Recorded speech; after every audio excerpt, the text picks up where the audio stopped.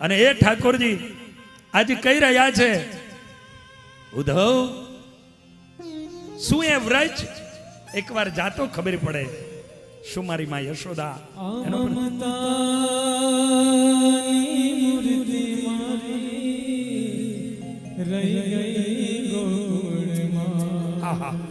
હું બધું લઈને આવ્યો, અહીંયા બધું મળ્યું, પણ મારી મમતાની મૂર્તિ હતી ને એ ગોકુળમાં છે. આ મમતાની મૂર્તિ મારી રહી ગઈ ગોકુળમાં. નંદલાલાને માતા જશોદાજી સાંભળે, નંદલાલાને માતા જશોદાજી સાંભળે. મમતાની મૂર્તિ મારી રહી ગઈ ગોકુળમાં. મમતાની મૂર્તિ મારી રહી ગઈ ગોકુળમાં. નંદલાલાને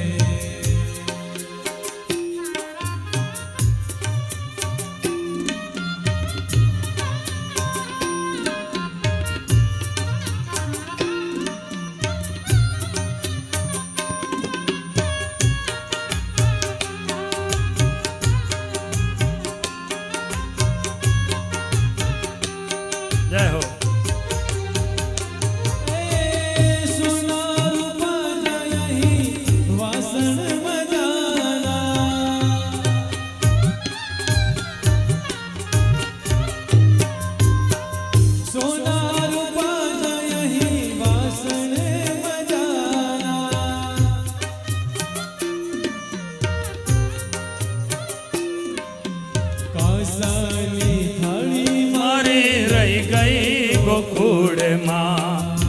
કાંસાની થાળી મારી રહી ગઈ ગોકુળમાં.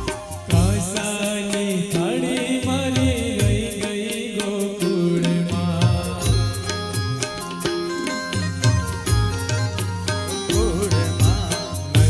નંદલાલાને માતા જશોદાજી સાંભળે. નંદલાલાને માતા જશોદાજી સાંભળે. મમતાની મૂર્તિ મારી રહી ગઈ ગોકુળમાં.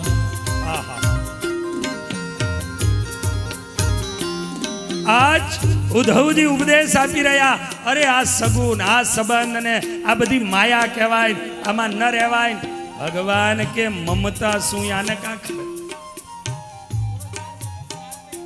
આને નક્કી હવે જો મારો મિત્ર બનાવવો હોય ને મારી પાસે રાખવો હોય તો આ જ્ઞાની તો છે, પણ આ ભક્તિ નથી. આમાં ભક્તિનું મોણ નો લાગે ને ત્યાં સુધી જ્ઞાની છે ને એ જ્ઞાની લુખ્ખો લાગે.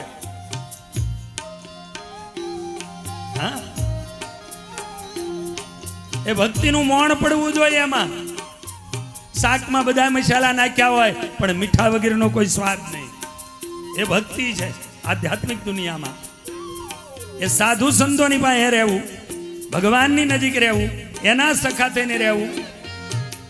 એ ભક્તિ એ યુક્ત બને ને તો રહી શકે, જ્ઞાની નો રહી શકે. ભક્તિ એ યુક્ત બને, સમર્પિત બને.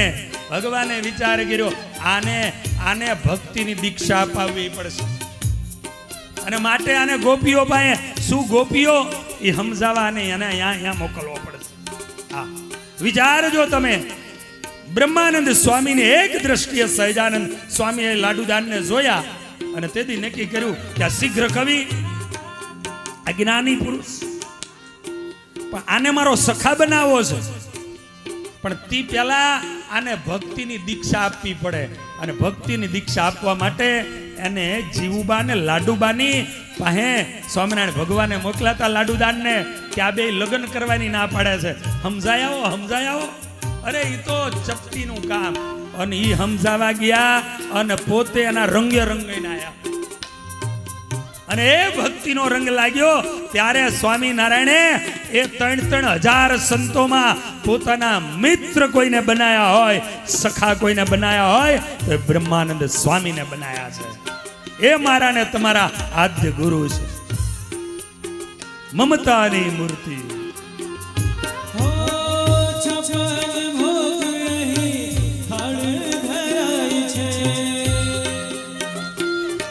ઉદ્ધવ બધું જ છે પણ કાંઈક નથી.